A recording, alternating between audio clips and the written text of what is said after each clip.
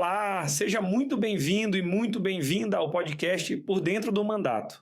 Este é um programa criado para quem quer saber um pouco mais sobre as proposições legislativas que eu, deputado federal Rubens Pereira Júnior, apresentei na Câmara dos Deputados. Toda semana, nossos apresentadores gerados por inteligência artificial vão falar sobre um projeto apresentado, mostrar como ele impacta na vida real das pessoas. Vem com a gente! Para quem nos escuta, basta imaginar a experiência de navegar pela cidade como se fosse um videogame. É uma ótima analogia para começar. Pois é, para metade dos jogadores, o mapa inteiro está ali, disponível em qualquer horário. Completamente pronto para ser explorado. Exatamente. Mas, para outra metade das pessoas com o controle na mão, vastas áreas desse mesmo mapa ficam subitamente bloqueadas. Ou entram em um nível extremo de perigo, né? Sim, assim que o sol se põe, ou simplesmente quando a rua fica vazia. E hoje faremos um mergulho aprofundado nas regras de como esse mapa é construído.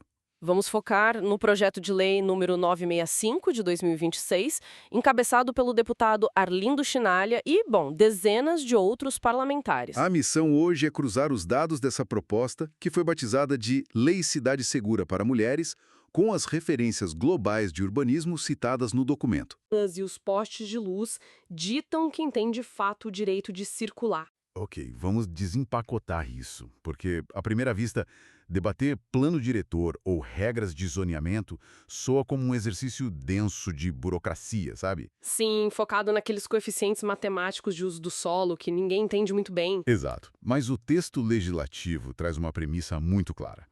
Ele diz que o cimento e a iluminação são, na prática, delimitadores de liberdade. O que é fascinante aqui é a mudança de paradigma proposta para o que a gente considera como infraestrutura. Como assim? É que o texto deste projeto não aborda a segurança pública por aquela lente convencional, sabe? Aquela de policiamento ostensivo?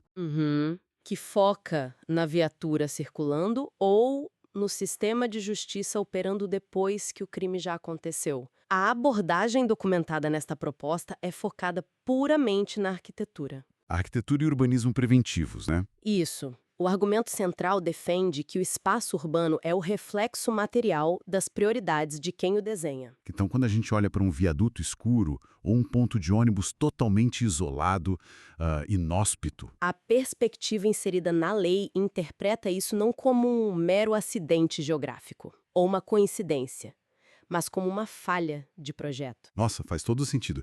E a intenção da matéria é incluir essas normativas diretamente no Estatuto da Cidade, certo? Exatamente. Que é a lei federal que dita as diretrizes de como todo município brasileiro deve planejar o próprio crescimento. Bom, antes de avaliarmos as ferramentas práticas que a lei quer implementar, a gente precisa entender o diagnóstico oficial, o que motivou a criação do texto. A justificativa do PL 9655 destrincha uma realidade que gera o que eles chamam de um custo invisível do medo. Custo invisível do medo. É um termo forte. Muito forte. O documento traz um levantamento focado no comportamento de mobilidade de milhões de mulheres, especialmente as da classe trabalhadora. Certo. E o que esse levantamento mostra na prática? Aponta que um medo constante altera a rotina de forma drástica. Estamos falando de pessoas que mudam seus trajetos de caminhada todos os dias. Evitam sair de casa em faixas de horário específicas. E, no limite, recusam oportunidades de trabalho que envolvem turnos noturnos. Ou até abandonam o ensino superior, né, por causa do perigo no trajeto entre a faculdade e a estação de transporte. Pois é. A formulação legal do projeto define essa dinâmica não como um desconforto ou uma sensação psicológica de insegurança. Mas sim com uma restrição concreta de direitos. Exato. O documento argumenta que, ao permitir um desenho urbano que impõe um medo contínuo, o Estado está limitando ativamente a autonomia financeira dessas pessoas. Autonomia, o acesso à educação e até a gestão do cuidado familiar. Tem um custo econômico gigantesco quando metade da força de trabalho precisa limitar sua mobilidade por falta de segurança. E é um custo que as planilhas tradicionais de planejamento urbano simplesmente ignoram, né? Isso inverte totalmente a lógica tradicional de como pensamos infraestrutura. Com certeza. Mas aí fica a dúvida para quem nos acompanha. Os planejadores urbanos das últimas décadas ignoraram isso de propósito? As nossas cidades foram projetadas com um usuário padrão em mente. Essa é uma questão bem importante e o documento dialoga com a teoria do urbanismo para responder. Um usuário que não vivencia essas vulnerabilidades ao andar na rua à noite. É que, historicamente, a matriz do planejamento urbano global foi importada pelo Brasil no século XX para otimizar um fluxo produtivo muito específico. Ah, entendi. Focado na indústria. Isso, o desenho das vias focava no homem adulto em idade produtiva, fazendo o que chamamos de movimentos pendulares em rotas troncais. Rotas troncais seriam aquelas avenidas enormes. Exato. Aquelas vias largas que conectam diretamente a periferia ao centro comercial ou industrial. O foco era levar a força de trabalho para a fábrica e trazê-la de volta. E as necessidades de quem faz trajetos curtos pelo bairro, tipo deixar as crianças na escola ou ir ao posto de saúde, acabavam em segundo plano. Sim, trajetos múltiplos e fragmentados. Ou quem depende de transporte na madrugada sabe, não eram o foco da engenharia de tráfego. A justificativa do projeto sustenta que o Estatuto da Cidade precisa ser atualizado justamente para corrigir esse viés. Uhum. Mas identificar que o viés do design é o problema é a parte fácil, né? A questão mais espinhosa é como a gente reescreve as regras de criação dessas vias na prática. Sim, transformar a teoria em lei. Se olharmos para as alterações propostas aos artigos 2 e 41 do Estatuto da Cidade, que são os alvos estruturais do projeto, como isso funciona? Bom, a redação proposta destrincha deveres técnicos. O texto determina que as cidades passem a incorporar a prevenção de violências. Através do planejamento democrático, Isso. O núcleo da alteração no artigo 41 estabelece que todo município obrigado a ter um plano diretor deve incluir políticas para rotas seguras de pedestres. rotas seguras. O texto detalha bem o que seriam essas rotas. Detalha, sim. A prioridade deve ser dada aos caminhos que conectam pontos vitais, tipo da casa até o ponto de ônibus ou o caminho para escolas e hospitais. Entendi. E a lei exige a eliminação de condições que ampliam o risco, certo? Pontos cegos, falta de luz. Exatamente. Recuperação de espaços degradados e readequação total da iluminação pública. Aqui a coisa fica realmente interessante. Se formos analisar friamente, a iluminação pública deixa de ser tratada como um mero serviço de zeladoria. Sim, aquela coisa de trocar a lâmpada só para o motorista não bater o carro no escuro. Exato. Ela passa a ser qualificada juridicamente como uma ferramenta de enfrentamento à violência de gênero. Uma mudança gigante de perspectiva. E o texto vai além do cimento e das lâmpadas, né? Eu vi que um trecho longo exige capacitação contínua de agentes de mobilidade. Ah, sim. Esse trecho reconhece que a infraestrutura urbana é operada por pessoas. O projeto argumenta que não basta instalar postes. Tem que ter o elemento humano ativo na prevenção. Isso. Significa treinar motoristas de ônibus, fiscais de terminais, cobradores e guardas municipais. Treinar para identificar e acolher vítimas de assédio no espaço público. Fornecer protocolos claros. A segurança não é só uma câmera parada num poste, sabe? É uma rede de intervenção preparada no cotidiano do transporte. Mas, pera, confesso que tenho um questionamento sobre a aplicação disso na vida real. Pode falar. Colocar diretrizes num papel em Brasília é uma coisa, mas como a prefeitura de uma cidade média ou um gestor local consegue mapear com precisão cirúrgica quais esquinas precisam dessa readequação? Não dá para adivinhar. Como eles vão saber onde a iluminação não atende aos pedestres? O projeto prevê exatamente essa lacuna de implementação. Ele introduz no Estatuto um mecanismo diagnóstico inédito lá no novo artigo 42C. Que seria a Auditoria Urbana de Segurança Cidadã. Ela mesma. É um instrumento formal de avaliação territorial. E o texto é bem claro ao exigir a observação presencial dos espaços. Observação in loco. Nada de olhar só pelo mapa do computador. Exato. Os gestores não vão poder presumir que um terminal é seguro só porque a delegacia local não tem boletim de ocorrência registrados. Até porque muitas vezes o assédio nem vira boletim de ocorrência, né? Pois é, a auditoria deve focar na percepção de risco. E, se conectarmos isso ao cenário maior, a genialidade da exigência é a participação social obrigatória. E como essa participação social funcionaria na mecânica da lei? Uma prefeitura não teria que gastar milhões criando aplicativos complexos de mapeamento? Não necessariamente. A lei exige metodologias de escuta onde as pessoas realmente vivem. Então pode ser de formas mais simples. Sim, estabelece plataformas digitais, quando possível, mas também ouvidorias, consultas locais e mapas participativos comunitários. O princípio é que quem sabe onde falta luz e onde o terreno baldio é perigoso é quem faz o trajeto a pé todo dia, né? Quem vive o bairro. E todo esse conhecimento precisa virar um relatório público consolidado, com força legal para pautar o orçamento e o plano diretor. Nossa, fazendo uma analogia para quem nos ouve, isso lembra muito um teste de experiência do usuário, aquele famoso UX. Bem isso. Muito comum em empresas de tecnologia, ao testar aplicativos, só que aplicado ao asfalto. Mapear onde o sistema da cidade trava. Mas, folheando o documento, tem um detalhe no parágrafo 6º desse artigo. A proibição, né? Isso. A lei veda expressamente o uso dessas auditorias para justificar o chamado desenho urbano hostil.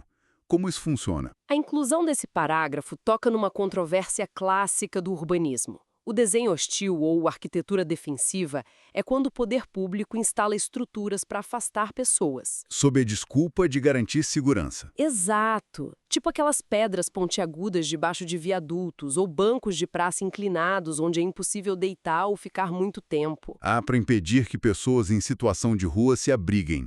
É um absurdo disfarçado de segurança. O PL deixa claro que as políticas resultantes da auditoria devem promover o fluxo e a ocupação social dos espaços, não a higienização social. O sentimento de segurança tem que vir da presença de pedestres e luz boa, não de abordagens segregadoras. Exatamente. Bom, isso nos leva a uma barreira muito prática que todo mundo que acompanha a nossa política já notou. Orçamento. Projetos municipais incríveis esbarram na falta de dinheiro. Ou falta de vontade da gestão. Como esse projeto propõe garantir que as prefeituras não engavetem o relatório? Aí entra a engrenagem federativa do projeto, nos artigos 2 e 3. É onde o texto mostra os dentes, digamos assim. Cria responsabilidades cruzadas. Começando pela União, certo? Sim, a União tem que dar suporte técnico e financeiro. E criar um painel nacional de dados georreferenciados no Sinesp, o Sistema Nacional de Informações de Segurança Pública. Para deixar claro para a nossa audiência, o georreferenciamento seria colocar um alfinete no mapa digital para cada percepção de risco. Isso mesmo. Visualizar espacialmente a concentração de crimes contra a mulher e criar um índice nacional, atualizado a cada 4 anos. Mas e a pressão sobre os prefeitos? A parte coercitiva vem no artigo 3, que condiciona repasses de verbas federais. Os municípios terão 180 dias estritos para formular um plano emergencial. Plano focado nas mulheres. Com diagnóstico das auditorias, metas claras e cronograma. Então, o que isso tudo significa na ponta do lápis? Significa que se o prazo expirar e a prefeitura não apresentar o plano de rotas seguras, ela fica impossibilitada de receber repasses federais de segurança e direitos humanos. Caramba! Imagina um prefeito que contava com o dinheiro de Brasília para comprar viatura nova. Ou reformar a central de câmeras. Se não tiver plano de iluminação e eliminação de pontos cegos, o sistema trava o dinheiro. A vinculação orçamentária é o mecanismo mais forte na administração pública brasileira. É uma condicionante bem rigorosa, mexe no bolso direto. Agora, uma dúvida central. A justificativa lista exemplos reais de onde isso já deu certo? Ou estamos debatendo uma utopia teórica? Lista sim e de forma bem detalhada, justamente para afastar a crítica de que é impossível fazer. A referência pioneira internacional é Toronto, no Canadá. No Canadá. Como foi lá? No final da década de 80, implementaram o programa METRARRE. Foi a primeira metodologia formal de auditoria de segurança de mulheres. Que interessante. E como funcionava na prática? Grupos de mulheres caminhavam pela cidade à noite, junto com urbanistas e engenheiros, apontando in loco onde a infraestrutura falhava e sugerindo mudanças. Nossa, o teste de usabilidade na veia. Total. Isso gerou resultados mensuráveis e virou base para programas da ONU Habitat e da ONU Mulheres em todo o mundo. Legal. Eu vi que a justificativa do projeto também cita um caso específico em Viena. Ah, sim. Viena é o grande laboratório moderno do urbanismo de gênero. Lá eles alteraram completamente o cálculo de iluminação. Como assim? Eles mudaram os postes? Exato. Na abordagem normal, o poste de luz foca no asfalto, para o motorista. Viena alterou o ângulo e a intensidade para priorizar a calçada. Entendi. Para garantir que os rostos dos pedestres fiquem visíveis de longe. Minimizar áreas de penumbra atrás de lixeiras ou paradas de bonde, sabe? Além de alargar calçadas. Mas é interessante observar que o texto brasileiro não ignora o que já acontece por aqui no Brasil. O documento menciona que Recife já faz auditoria cidadãs. Isso, Recife trabalha junto com a ONU para mapear os territórios ouvindo as moradoras. E tem a menção à Fortaleza, através de iniciativas como o programa Parada Segura, focado na estrutura física e na experiência dos abrigos de ônibus. Que são áreas de risco clássicas. Esses casos ilustram a engrenagem funcionando. A proposta do PL 965 é pegar essas iniciativas isoladas e transformá-las em obrigação legal no Brasil todo. Para deixar de tratar violência no espaço público apenas como uma fatalidade que o Estado corre atrás depois. Exato. Tem que ser combatida na prancheta do desenho do engenheiro. Antes que o concreto seja derramado, né? Bom, reunindo todos esses mecanismos, a mensagem do documento é contundente para nossa audiência. Muito contundente. Aquele trecho de calçada esburacada sem luz ou ponto de ônibus isolado não são características inevitáveis da vida na cidade. São falhas de planejamento urbano e escolhas políticas. O projeto propõe que a gente passe a ver essas falhas como passíveis de correção por lei, com pressão orçamentária severa em cima de quem não cumprir. E a infraestrutura mostra quem o orçamento valoriza. E pensando nessas implicações de longo prazo, eu deixo aqui uma ponderação para o futuro. Vamos lá. Se este projeto se consolidar em lei e os repasses forçarem todas as cidades do país a se replanejarem com base nas rotas dos mais vulneráveis, Certo. de que maneira essa nova matriz mudaria a estética e a cultura do nosso convívio nas próximas décadas? É de se pensar. Se daqui a 50 anos tivermos cidades focadas na eliminação de pontos cegos e em fluxos participativos, elas seriam visualmente irreconhecíveis em relação às metrópoles muradas de hoje? É um ótimo questionamento para ficar rondando a mente de quem escuta na próxima vez que for caminhar pelo próprio bairro ou esperar pelo ônibus. Com certeza. As rotas e barreiras daquele mapa do videogame lá do começo poderiam ganhar dimensões inteiramente novas e melhores. E chegamos ao fim deste programa. Agradeço imensamente pela companhia da nossa audiência em mais esse mergulho aprofundado pelos detalhes da informação. Obrigada por acompanharem a gente. Até a próxima! Obrigado por escutar este episódio. Compartilhe com seus amigos e familiares e também nos siga nas redes sociais pelo @Rubens Pereira Júnior, com JR no final, para ficar por dentro do nosso mandato. Até a próxima!